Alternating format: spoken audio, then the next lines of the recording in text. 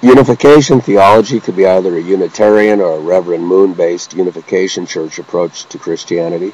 At least they are examples of a field referred to as unification that comprised an amalgam of religious doctrines of East and West. One may use the term unification theology, in error perhaps. Some may intend to refer to a consolidation or ecumenical movement of churches to return to one organization instead of many. An ecumeny with ideas of L. Ron Hubbard, science fiction writer, founder of Christian Science, with those of the Church of Latter-day Saints, Santeria, Roman Catholicism, homosexual deviation, branches of Episcopalianism, Lutheranism, Tantric Buddhism, Hindu, Mohammedanism, or sects of Protestantism would be a strange construction. Science fiction writers might attempt to create such a synthesis. Yet, for myself, I would leave it alone and just read the Bible and defend against atheist indoctrinationalists. In the modern world, with its organizational behavior pattern tendency to consolidate beneath the most forceful or perceived benign power, be it Stalin or a Papadoc dictator of the hapless masses or inspirational mystic leader, legions of fans, unifying religion is as expected as the Antichrist is the head of a corporatist universal evil empire. The late cyclical historian Oswald Spengler wrote in his thesis Decline of the West, quote, "The older alien culture lies so massively over the land that a young culture born in this land cannot get its breath and fails not only to achieve pure and specific expression forms, but even to develop fully its own self-consciousness.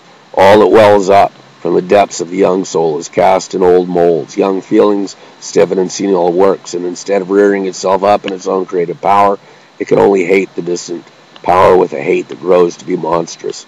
With such, unquote, with such traditional churches emptying out and are filled with homosexual priests, while new forms of entertainment churches spring up, bureaucratically inclined career Christians seek to expand their ecclesiastical organization.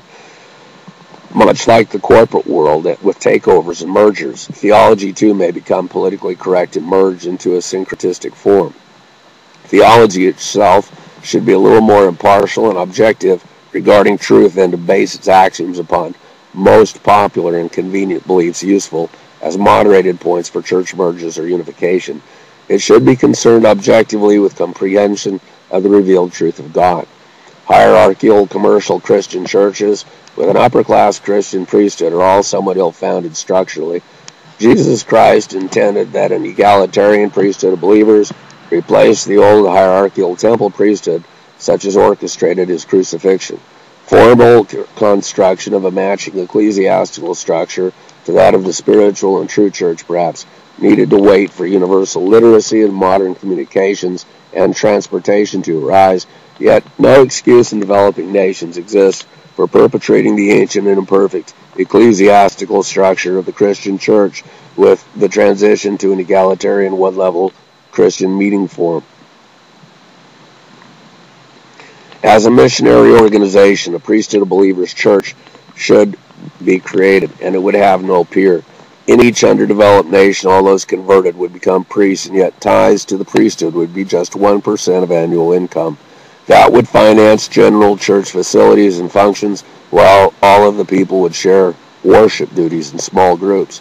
All would be equal as Christians, with just beginner, intermediate, and elder recognition given commensurate with years as a Christian attendance and performance of church roles.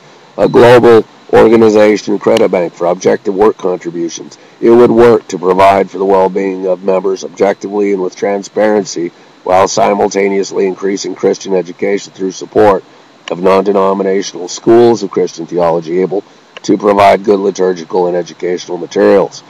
Christians are unified mystically as a body of believers in Jesus Christ. They should naturally form a priesthood of believers ecclesiastical organization when the time is right. What bizarre unification church syncretism might develop alternatively is difficult to say.